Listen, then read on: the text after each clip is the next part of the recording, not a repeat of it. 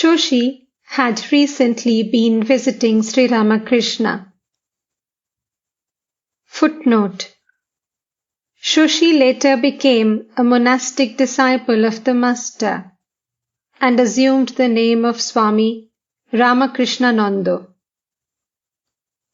Footnote ends. He was studying at the Bidyasagar College for his bachelor degree. The Master began to talk about him. Master, to the devotees: that boy will think of money for some time. But there are some who will never do so. Some of the youngsters will not marry. The devotees listened silently to the Master. Master: it is hard to recognize an incarnation of God unless the mind is totally free from woman and gold. A man asked a seller of eggplants the value of a diamond. He said, "I can give 9 seers of eggplants in exchange, and not one more." At these words, all the devotees laughed. The younger Naren laughed very loudly. Sri Ramakrishna noticed that he had quickly understood the implication of these words. Master: what a subtle mind he has.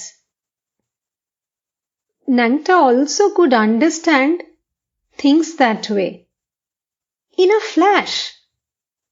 The meaning of the Gita, the Bhagavata, and the other scriptures. Renunciation of woman and gold from boyhood. Amazing indeed. It falls to the lot of a very few. A person without such renunciation is like a mango struck by a hailstone. The fruit cannot be offered to the deity, and even a man hesitates to eat it. There are people who, during their youth, committed many sins,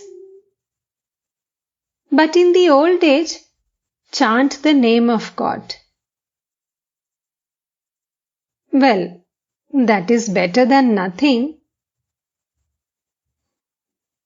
The mother of a certain Molik, who belonged to a very noble family, asked me if prostitutes would ever be saved. She herself had led that kind of life. That is why she asked the question. I said, yes, they too will be saved if only they cry to God with a yearning heart and promise not to repeat their sins. What will mere chanting of Hori's name accomplish? One must weep sincerely.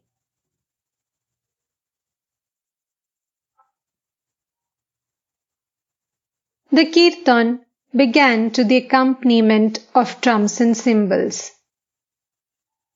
The singer was a professional. He sang about Sri Gauranga's initiation as a monk by Keshav Bharati.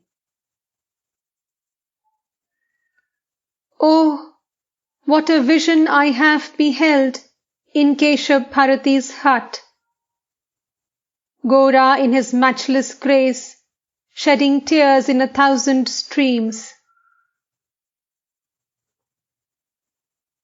Sri Ramakrishna went into ecstasy when he heard the song.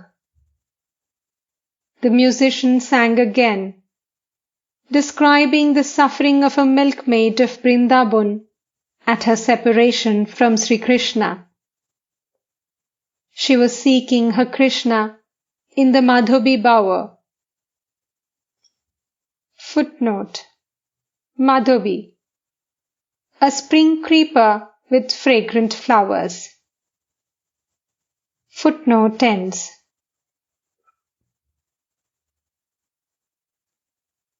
O Madhobi, give me back my sweet one. Give me back my sweet one. Give him back, for he is mine, and make me your slave forever. He is my life, as water is to the fish. O Madhobi, have you hidden him in your bosom? I am a simple, guileless girl, and you have stolen my beloved. O Madhobi, I die for my sweet one. I cannot bear to live without him.